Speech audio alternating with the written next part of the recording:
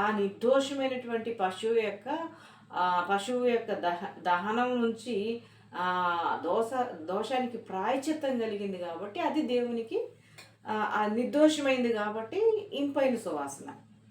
దోషం కలిగిందైతే ఇంపైన సువాసన ఉండదన్నమాట.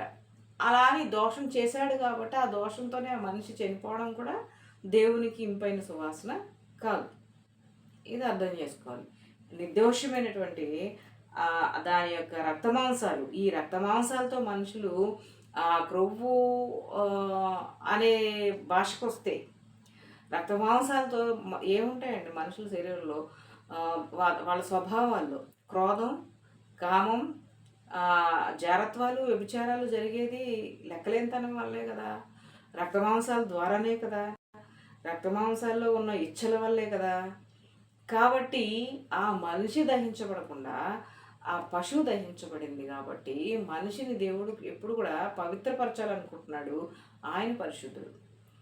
ఆయన ఎదుట ఈ మనిషి అదే దోషంతో ఉండలేడు.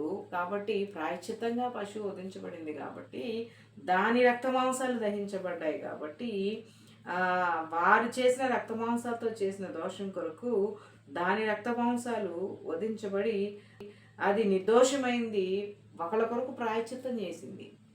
కాబట్టి ఆ మనిషి పట్ల దేవుని కృప, ఆ ఉగ్రత అతని మీదకి, ఆ కుటుంబాల మీదకి, ఆ వంశాల మీదకి రాకుండా ఇది అర్పించబడింది. అర్పించడం కూడా మనకిష్టం వచ్చినట్టు కాదు, దేవుడు చెప్పినట్టు.